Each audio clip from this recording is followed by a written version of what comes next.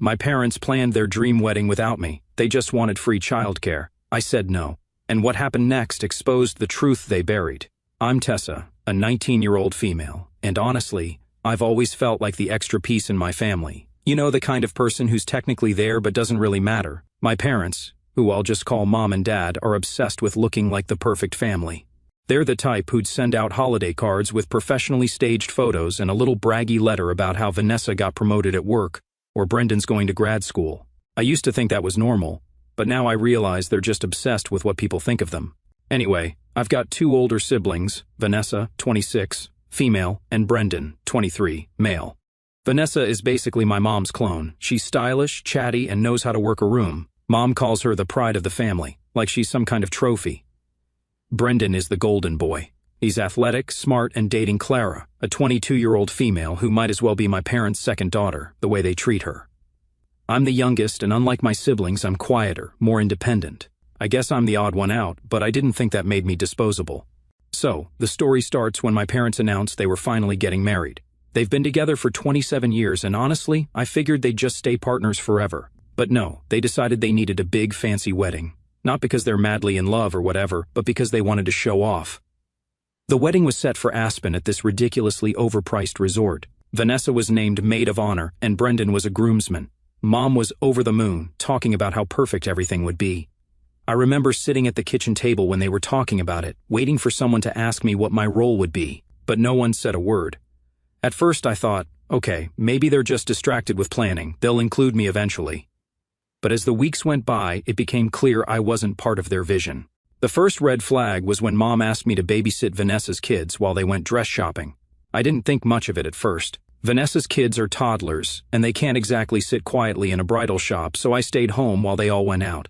Later that night, I saw Vanessa's Instagram story. It was a picture of her, Mom, and Clara posing in front of a mirror in this gorgeous boutique with the caption, "3 beauties picking out the perfect gown." 3 beauties? I guess I didn't qualify. When I asked Mom why I wasn't invited, she said, "Tessa, you don't even like dresses. You just get bored." Okay, I don't love dresses, but I still would have liked to be included. The worst part was how casual they were about ignoring me. One night at dinner, they were talking about the playlist for the wedding. I tried to suggest a song, and Mom cut me off with, "Tessa, this isn't really your thing. Let the adults handle it." Let the adults handle it? I'm 19. It wasn't just about being excluded from the planning, it was the little things too, like how they spent hours talking about Vanessa's kids' outfits, or how Mom asked Clara for advice on the flower arrangements, even though I was sitting right there. It was like I was invisible, unless they needed something from me. One night, Brendan and Clara came over for dinner. Mom went on and on about how perfect Clara was, and how she couldn't wait to officially call her family. She even joked, "Clara, you're practically like a second daughter to me." I'm sitting right there, eating my spaghetti, thinking, cool, guess I'm the third daughter nobody wanted. Then came the seating chart drama. I overheard Mom and Vanessa arguing about who should sit where. Vanessa said something like, "Well, Tessa can sit with the kids' table if we run out of room." Mom didn't even object, she just said, I'll think about it." At that point, I knew I wasn't part of the family in their eyes. I was just an extra body they didn't know what to do with. But the cherry on top was when Clara called me the babysitter in front of everyone. It was during a casual dinner at home. Vanessa was stressed about who'd watch her kids during the wedding, and Clara, in her sweet little voice, said, "Oh, Tessa can handle it. She's such a good babysitter." No one corrected her, not even Mom or Dad. Then came the travel plans, and this is where it really hit me how much of an afterthought I was to them. One night, I was sitting in the living room when I overheard Mom on the phone, excitedly telling someone about the first-class tickets they'd booked for the whole family. And of course, Clara's flying with us. We couldn't leave her out, she said. I didn't even hear my name. At first, I thought maybe they're keeping it a surprise. But the more I thought about it, the more I realized that wasn't likely. They didn't do surprises for me. If I wasn't mentioned, it probably meant I wasn't considered. The day before the flight, Mom barged into my room with that usual "you're slacking" tone she loves. "Tessa, why haven't you started packing? We leave early tomorrow morning." I blinked at her. "Packing for what?" She gave me this exasperated look, like I was the one being ridiculous. "The wedding, obviously." I asked the big question that had been eating at me for weeks. "Did you even buy me a ticket?" Her face froze for a split second, and then she recovered with the fakest, most dismissive laugh I've ever heard. "Oh, well, you don't need first class like everyone else. We'll get you a ticket tomorrow. Plenty of economy seats left." I just stared at her. Everyone else had first-class tickets booked weeks ago, but for me, they'd grab something last minute? Are you serious? I asked, still in disbelief. She brushed me off with, Tessa, don't make this a thing. It's all about being there with the family, not where you sit on the plane. Oh, sure. Easy for her to say while relaxing in first class. Then Dad chimed in from the hallway, probably overhearing our conversation. Just pack something simple from your closet. You don't need anything fancy since you're not in the wedding party. Not in the wedding party? I was their daughter, and I didn't even get a minor role like handing out programs or lighting candles. Clara, who wasn't even married to Brendan, was getting a custom dress and a front row seat. Meanwhile, I couldn't even get a plane ticket like everyone else. I asked, what am I even supposed to do at the wedding? Sit in the corner and clap? Mom rolled her eyes like I was being unreasonable. Tessa, stop being dramatic. This is about the family, not you. You're going to be there to support everyone and, help out. Help out? I asked, already knowing where this was going. Well, she said, hesitating just a little, Vanessa could really use help with the kids during the ceremony. You know how they get restless. And there it was, the real reason they wanted me there. Not because I was family, but because I was useful. I wasn't a guest, I was free childcare. I laughed, but it wasn't because it was funny. So, you didn't buy me a ticket, you don't care if I have anything to wear, and you want me to come so I can babysit? Mom gave me that you're being unreasonable look she's perfected over the years. Tessa, you're great with the kids. Who else is going to watch them? Maybe their parents? I shot back. She sighed like I was being the difficult one. Look, we don't have time for this. You're coming, pack your things. No, I'm not, I said, trying to keep my voice steady. She blinked at me, clearly not expecting that. Don't be ridiculous. You're part of this family. Am I? I asked. Because it doesn't feel like it. That's when Dad chimed in again. Tessa, this isn't the time for one of your moods. You're coming to the wedding. End of discussion. Moods? I said, my voice rising. I'm not throwing a mood, Dad. I'm tired of being treated like I don't matter. You didn't even think about me enough to book a ticket, and now you're telling me I'm only going because no one else will babysit Vanessa's kids. Mom crossed her arms. Tessa, we've all worked really hard to make this day special. You're being selfish. Selfish? They were calling me selfish? Fine, I said, grabbing my phone. You don't need to worry about me. I'm not going. Mom opened her mouth like she was going to argue, but then she just sighed and walked out. Suit yourself, but don't come crying to us later when you regret it. That was the moment I realized I wasn't just being ignored, I wasn't even seen as part of the family. The next morning, the house was eerily quiet. Normally, I'd hear Mom yelling at Dad to hurry up or Vanessa running around trying to find one of her kids' shoes, but not this time.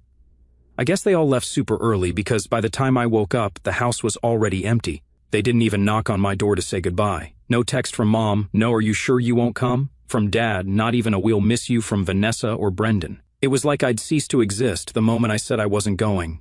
By the afternoon, I figured I'd distract myself. I was binge-watching some random show when my phone buzzed. It was a notification from Instagram. Mom had posted a picture of everyone, all dressed in coordinated outfits, standing in front of the Aspen Resort. The caption read, "The whole family together for this magical day. Family first. Wedding weekend." I just stared at it, feeling this weird mix of anger and disbelief. The whole family? Pretty sure the whole family includes me, Mom. Where was I? Oh, right, sitting in sweats, eating leftover pizza, and apparently erased from their narrative. Then the comments started rolling in. Where's Tessa? Is Tessa okay? I don't see her in the picture. Why isn't Tessa with you guys? I scrolled through, waiting to see how Mom would respond, and of course she didn't disappoint. Mom replied to one comment, "Unfortunately, Tessa wasn't feeling well and couldn't travel. She's with us in spirit." With them in spirit? Seriously? But wait, it gets better. Dad jumped in too, replying to another comment, "Family first always, even when we're apart." Tessa needed to rest, but she's cheering us on from home. Cheering them on? The only thing I was cheering for was their Wi-Fi cutting out so they'd stop posting this garbage. I could feel my blood boiling. They didn't just leave me out, they turned me into a convenient lie. Instead of admitting they'd ignored me, they painted me as the sickly daughter who couldn't make it, all for the sake of their stupid image. I sat there for a few minutes debating what to do. Part of me wanted to let it go. It's not like I was shocked by their behavior at this point. But another part of me wanted people to know the truth. I wasn't sick or resting, I was forgotten. So I grabbed my phone, snapped a selfie, and captioned it, "Not sick, just forgotten. Guess I'm not part of the family first vision." I made sure to tag Mom, Dad, Vanessa, Brendan, and even Clara for good measure. The post went up, and within minutes, my phone started blowing up. First, there were the supportive comments. Wait, what? They didn't take you? OMG, this is so messed up. Tessa, I'm so sorry. You deserve better than this. But then came the drama. Vanessa commented first. Seriously, Tessa? You're going to air family stuff on social media? Grow up. I ignored her. If she had a problem with me calling out the truth, that was on her. Then came Brendan, the peacekeeper as always. Tessa, I thought you didn't want to come. Why are you doing this? Doing what? Telling people what actually happened? Yeah, how awful of me. Clara didn't comment, but I saw she'd liked Vanessa's response. Of course she did. But the real chaos started when extended family members and family friends chimed in. People who'd seen Mom's post were now seeing mine, and they were not happy. Aunt Liz, who's never been a fan of Mom's fake perfection, wrote, "So, you left your daughter behind and then lied about it? Wow, some family first." A family friend added, "Tessa, I'm so sorry. I can't believe they did this to you." That's when I got the call. Mom, I let it ring. Then Dad called. I ignored that too. Finally, Vanessa texted me, "Pick up. Mom is losing it." Good, let her. When I finally checked my messages, there was a voice note from Mom. Her voice was sharp, the way it gets when she's trying to hold it together but is clearly fuming. "Tessa, what do you think you're doing? Do you have any idea how embarrassing this is for us? We didn't leave you out. You chose not to come, and now you're making us look like bad parents. This is petty and childish. Take the post down." I didn't respond. Instead, I took a screenshot of her voice note, blurred out the audio and posted it on my Instagram story with the caption, "Funny how telling the truth makes people uncomfortable. Guess I hit a nerve." That night, I got a message from my cousin Elise, a 21-year-old female. She was at the wedding and had seen the chaos unfolding online. She wrote, "Tessa, this is wild. I'm so sorry they did this to you. Do you want me to help?" I didn't know what she meant by help, so I asked. She replied, "Let's just say I could make things interesting." For the first time that day, I smiled. "Go for it," I replied. And just like that, the seeds of my revenge were planted. So, after my cousin Elise sent that message, I was curious but also a little nervous. She was always the chaotic one in the family, and if she said she could make things interesting, I knew it meant trouble. But honestly, trouble sounded pretty good at that moment. Elise didn't go into too many details, just that she had access to the slideshow for the reception. Now, this wasn't just some random PowerPoint presentation. This was one of those professionally made wedding slideshows that Mom had micromanaged for weeks. She'd gone through years of family photos, carefully picking ones that made us look like a Hallmark card. It was her pride and joy, and she couldn't stop talking about how it would bring everyone to tears. And the best part? Elise had the final say on what actually got played. She texted me the next morning, "I have an idea, but I need you to trust me." Honestly, at that point, I didn't care what she was planning. I just wanted someone to hold my family accountable, and if Elise was willing to take that on, I was all in. "Do it," I wrote back. The reception was held in one of those ridiculously fancy ballrooms with chandeliers that looked like they cost more than my college tuition. Everyone was dressed to the nines, and the mood was, according to Elise, peak smug. Mom was glowing, Dad was soaking up compliments, and Vanessa and Brendan were playing their roles as the picture-perfect siblings. Apparently, Clara was getting a lot of attention too. Elise sent me a selfie from the bathroom with the caption, "Clara's acting like the bride. Your mom is eating it up." When it was time for the slideshow, Elise texted me, "Here we go. Hope you're watching." I wasn't there, obviously, but I could practically feel the tension through my phone. Elise described the setup perfectly. The lights dimmed, everyone got quiet, and the opening slide popped up, "Family First, a celebration of love." The slideshow started innocently enough. There were pictures of Mom and Dad from when they were younger. Vacations, anniversaries, all the usual stuff. Then it transitioned to photos of Vanessa and Brendan growing up, first days of school, birthday parties, and random family trips. Not surprisingly, I was barely in any of these photos. Elise said there were maybe one or two of me as a baby, but after that, nothing. It was like I just disappeared from the family timeline after Vanessa and Brendan hit their teenage years. Then came the more recent photos. There were tons of shots of Vanessa's kids, Brendan and Clara at fancy dinners, and the whole family, minus me, at various events. Elise said it was painfully obvious that I'd been erased from their narrative, and she could see some of the guests whispering to each other. Finally, the slideshow reached the last slide, or at least what Mom thought was the last slide. It was supposed to say, "Forever grateful for family," with a big family photo from one of their trips to the Hamptons. But instead, Elise had replaced it with a blank screen that read, "Some family members couldn't make it." Or were they forgotten? According to Elise, the room went dead silent. You could hear a pin drop.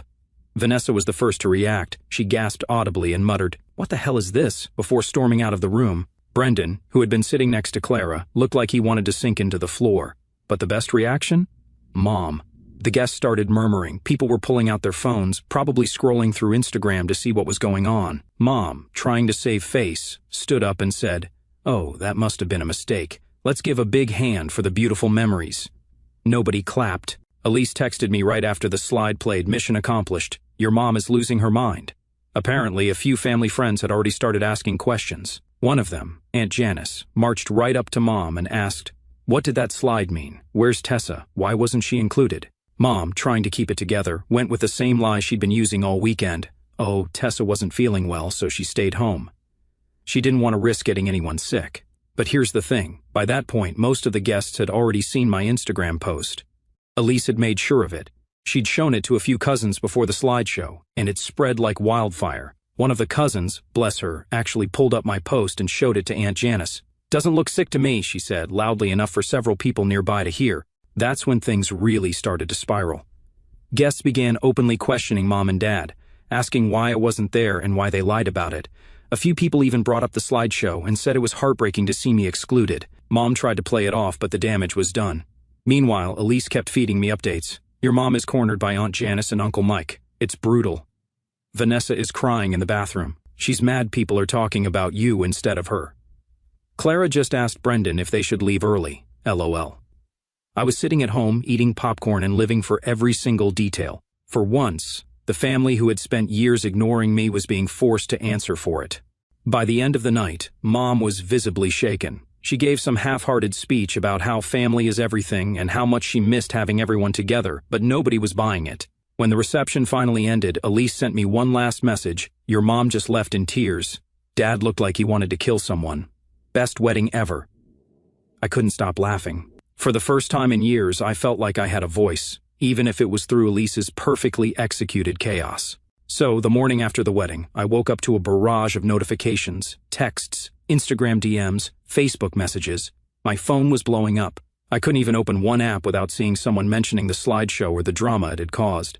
The first message I read was from Elise. "Tessa, they're livid. Your mom is trying to act like it was all a glitch, but everyone knows it wasn't. You're a hot topic right now. Congrats." I laughed. Honestly, I wasn't surprised they'd try to spin it as a technical error. Mom was all about controlling the narrative, even when it was painfully obvious she'd been caught. But the damage was done. After checking her message, I scrolled through my notifications. My Instagram post had blown up even more overnight. Friends, cousins, and even a few family friends had commented or shared it, some tagging Mom and Dad directly. One of my cousins wrote, "Tessa, this is so messed up. I had no idea they left you out like that. You deserve better." Another cousin chimed in, "Family first? Yeah, right. More like family selective." The hashtag family first except Tessa was starting to gain traction, and honestly, I couldn't stop laughing every time I saw it. Then came the text from my family. Vanessa was the first to reach out. "Tessa, I cannot believe you'd stoop this low. Mom and Dad worked so hard on this wedding, and you had to ruin it with your drama. Grow up." I rolled my eyes so hard I think I saw my brain. Vanessa acting like a victim was nothing new. But the nerve of her to call me dramatic after years of treating me like a built-in babysitter? Yeah, no thanks. I left her on read. Then there was Mom. She called first, twice, but I ignored it. After that, she left a voicemail, which was exactly as passive-aggressive as you'd expect, "Tessa. It's your mother. I can't believe what you've done. We tried to make this wedding special for everyone, and you've turned it into a circus. Do you have any idea how embarrassing this is for us? I thought you were more mature than this. Call me back. We need to talk." "No thanks, Mom." Throughout the day, I started hearing from other relatives, most of them on my side, which was a pleasant surprise. A few family friends messaged me too. One of Mom's longtime friends, Diane, actually sent me a screenshot of a group chat where people were ripping into my parents for excluding me. One person wrote, "I can't believe they treated their own daughter like this. Tessa is better off without them." Another added, "Makes you wonder what else they've swept under the rug over the years. This isn't normal." Diane captioned the screenshot, "Just so you know, people see the truth. Stay strong, sweetheart." It felt good to know I wasn't crazy or overreacting. People were finally seeing what I'd been dealing with for years. By the afternoon, things escalated. I found out through the family grapevine that Mom and Dad were being asked some very uncomfortable questions.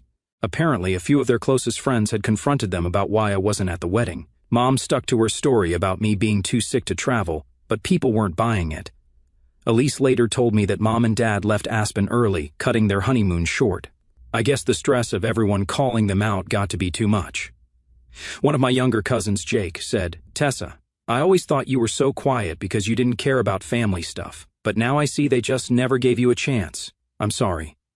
Hearing that meant a lot. For years I thought maybe I was the problem, that I didn't try hard enough to fit in, but now I realized it wasn't me, it was them. By the evening, Mom finally cracked and sent me a text. "Tessa, this has gone too far. I know you're upset, but dragging this out on social media isn't helping anyone. Let's talk and figure out how to move forward." I didn't reply. Instead, I posted a follow-up on Instagram. The truth hurts, I guess. For years, I've been ignored, excluded, and treated like an afterthought. This wedding wasn't an isolated incident. It was the final straw. I deserve better, and I'm done pretending otherwise. To everyone who's reached out, thank you. Your support means the world to me. The response was overwhelming. People I hadn't talked to in years messaged me to say they were proud of me for standing up for myself. Even some of Vanessa's friends commented saying, "Good for you, Tessa. You deserve better." By the time I went to bed, I felt a weird sense of peace. For the first time, I wasn't just quietly accepting their treatment. I was calling them out, and people were listening. Mom and Dad could try to spin it however they wanted, but the truth was out there now, and honestly, that felt better than any apology they could have given me. I didn't think things could get messier after the wedding fallout, but I underestimated Uncle Ben. Ben is my mom's older brother, and he's never been one to hold back his opinions. He's blunt to a fault and doesn't care about keeping the peace, which is probably why he and Mom don't get along much. He's also been one of the few family members who's always treated me like a real person, not just the quiet one. So, when Ben called me 2 days after the wedding, I wasn't surprised. "Tessa, I just saw your Instagram post," he said, his voice sharp. "And I just got off the phone with your mom. What the hell is going on over there?" I gave him the rundown. Ben stayed quiet the whole time, letting me get it all out. When I finished, there was a long pause before he said, "That's it. I'm coming over." "Uncle Ben, you don't have to." "I'm coming over," he repeated, his tone leaving no room for argument. "They need to hear this from me." A few hours later, Ben showed up at the house. He didn't knock or anything, just walked right in like he owned the place. I was sitting in the living room, and he marched in, looked at me, and said, "Pack a bag." "What?" I asked, confused. "You're not staying here another second," he said. "Pack what you need. I'll deal with your parents." Before I could respond, Mom and Dad came into the room. Mom looked surprised to see Ben, but Dad just looked annoyed. "Ben," Mom said, her voice strained. "What are you doing here?" "What am I doing here?" Ben snapped. "What the hell are you doing, leaving your daughter behind and then lying about it? Have you completely lost your minds?" Mom's face turned red. "Ben, this isn't your business." "Oh, it's my business," he cut her off. "When my niece is being treated like an afterthought by her own parents, it becomes my business." Dad stepped in, his tone defensive. "Look, Ben, you don't know the full story. Tessa didn't want to come." "Don't even try that," Ben said, his voice rising. "She didn't want to come because you made her feel like she wasn't wanted. You didn't include her in the planning, you didn't even book her a damn ticket, and now you're blaming her? Are you kidding me?" Mom tried to cut in again, but Ben wasn't having it. "Do you know how embarrassing it is to see my sister, my own family, get called out for neglecting her child? You've spent years pretending to be the perfect family, and now everyone knows it's all a lie." At this point, Mom started crying, not subtle tears, but full-on sobbing. She sank onto the couch, covering her face with her hands. "We didn't mean for this to happen," she said between sobs. "We just wanted the wedding to be perfect," Ben snorted. "Perfect for who? Certainly not for Tessa. You've been so focused on your precious image that you didn't even realize you were pushing her out." Dad, clearly uncomfortable, muttered, "This isn't helping, Ben." "No, Gerald," Ben said, his tone ice-cold. "What isn't helping is you pretending this is all fine. You've screwed up, and instead of owning it, you're doubling down. That's pathetic." While they argued, I went upstairs to pack a bag, like Ben had told me to. I didn't know if I was really leaving, but the idea of getting out of that house, even for a little while, was appealing. As I stuffed clothes into a duffel bag, I could hear the shouting downstairs. Mom's voice was high-pitched and shaky. Dad was trying and failing to sound calm, and Ben was cutting through their excuses like a knife. By the time I came back down, the room was dead silent. Mom was still crying, and Dad looked like he'd aged 10 years. Ben, on the other hand, looked completely unfazed. "Ready?" he asked me, nodding toward the door. I hesitated. "Are you sure about this?" He put a hand on my shoulder. "Tessa, you don't have to stay in a place where you're not valued. Let's go." As we walked to his car, Mom ran after us. "Tessa, wait," she called, her voice desperate. "Please don't do this. We'll fix it. We'll make it right. Just take down your posts and stories and we'll talk through this." I turned to her, trying to keep my voice steady. "You're only sorry because people found out. If no one had called you out, you wouldn't care." "That's not true," she insisted, tears streaming down her face. "We love you, Tessa.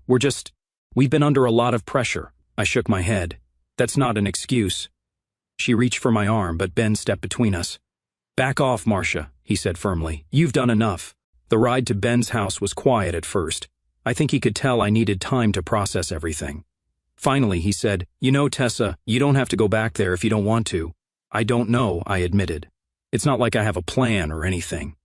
He nodded. That's okay. You've got time to figure it out, and whatever you decide, I'm here for you. Hearing that meant more than I could put into words. For the first time in days, maybe weeks, I felt like someone was truly in my corner.